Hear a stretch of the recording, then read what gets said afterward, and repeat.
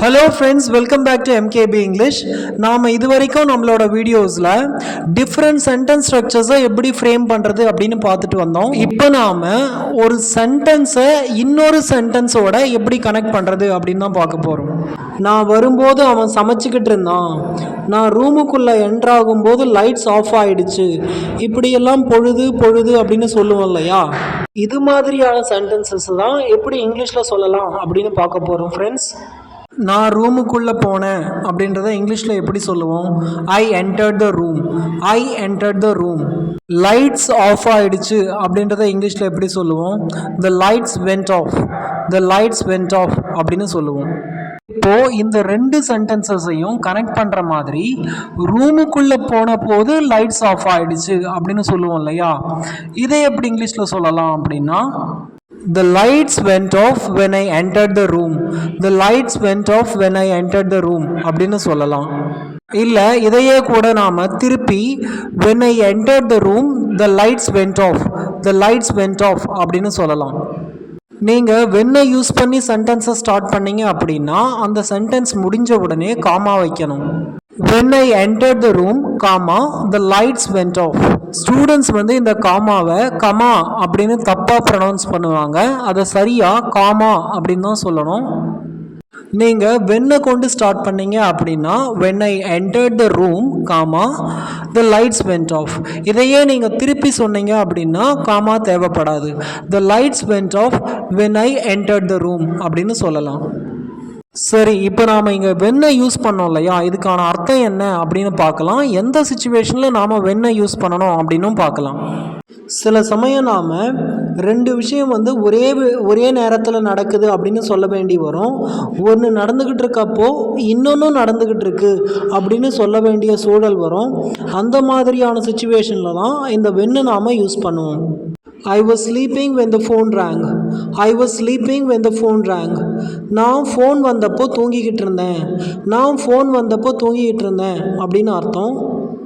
இங்கே தூங்கிறது ஒரு விஷயம், இன்னொன்று நமக்கு ஃபோன் வர்றது இன்னொரு விஷயம். இந்த ரெண்டு சென்டென்சஸையும் கனெக்ட் பண்ணுற மாதிரி வென்னை நாம் யூஸ் பண்ணியிருக்கோம். இந்த ரெண்டு ஆக்ஷனுமே சரி, ஃபோன் வர்றதா இருக்கட்டும் இல்லை தூங்குறதா இருக்கட்டும், ரெண்டுமே ஒரே நேரத்தில் நடக்குது.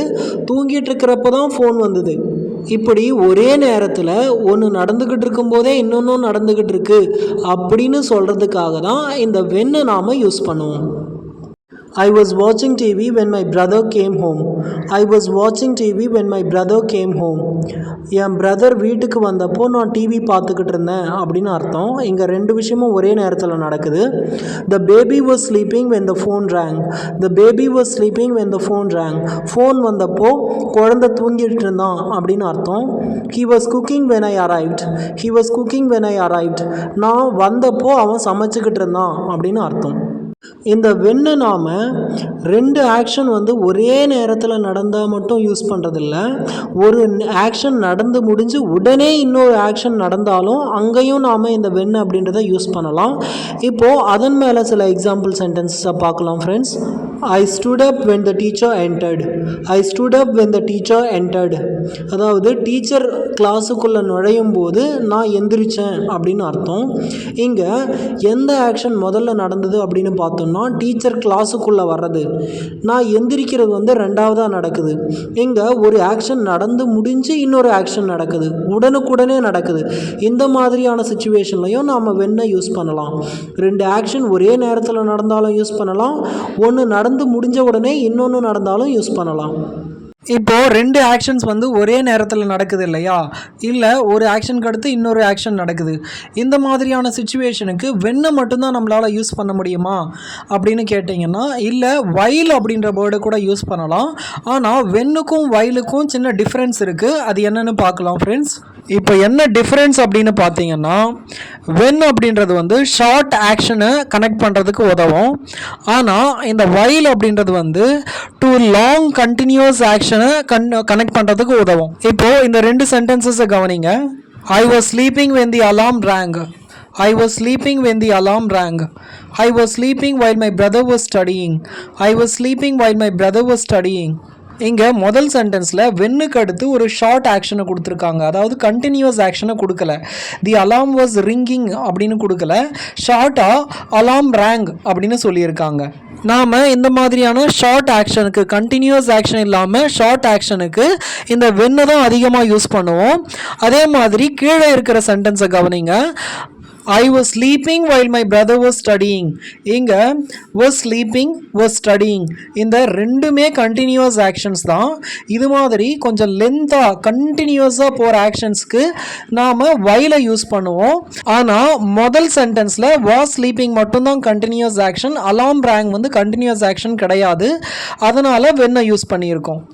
இன்னொரு டிஃப்ரென்ஸ் என்ன அப்படின்னு பார்த்தோம்னா, வென்னை வந்து காஸ் அண்ட் எஃபெக்ட்டுக்கு யூஸ் பண்ணுவோம். அதாவது ஒன்று நடந்தது அப்படின்னா அதோட ரிசல்ட் என்னவா இருக்கும் அப்படின்ற மாதிரி. She smiled when she saw her friend. She smiled when she saw her friend. அவளோட ஃப்ரெண்டை பார்த்ததுனால என்ன ஆச்சு? அவள் சிரிச்சா. காஸ் அண்ட் எஃபெக்ட்னா ஒன்றும் இல்லை, காரணம் அந்த காரணத்துக்கான விளைவு. ஏன் சிரிச்சா? என்ன காரணம்? ஃப்ரெண்டை பார்த்ததுனால. ஃப்ரெண்டை பார்த்ததுனால என்ன ஆச்சு? அவள் சிரிச்சா. இதுதான் எஃபெக்ட். ஆனால் while வந்து கான்ட்ராஸ்ட்டாக காட்டுற விதமாக யூஸ் பண்ணுவோம். கான்ட்ராஸ்ட் அப்படின்னா ஒன்றுக்கு இன்னொன்று எதிரெதிராக இருக்கும், அதை தான் கான்ட்ராஸ்ட் அப்படின்னு சொல்லுவோம். இப்போ ஒரு எக்ஸாம்பிள் சென்டென்ஸை பார்க்கலாம். I love tea while my brother prefers coffee. I love tea while my brother prefers coffee. இங்கே எனக்கு டீயை பிடிக்கும், ஆனால் என் பிரதருக்கு வந்து காஃபியை பிடிக்கும். ஒன்றுத்துக்கு ஒன்று எதிரெதிராக இருக்குது பாருங்கள். இந்த மாதிரியான சுச்சுவேஷன்லையும் while யூஸ் பண்ணுவோம். இதுதான் ஃப்ரெண்ட்ஸ் வென்னுக்கும் whileக்கும் இருக்கிற டிஃப்ரென்ஸ். இந்த வீடியோ உங்களுக்கு பிடிச்சிருந்தது அப்படின்னா லைக் பண்ணுங்கள், மறக்காமல் என்னோட சேனலுக்கு சப்ஸ்கிரைப் பண்ணுங்கள் ஃப்ரெண்ட்ஸ். தேங்க்யூ.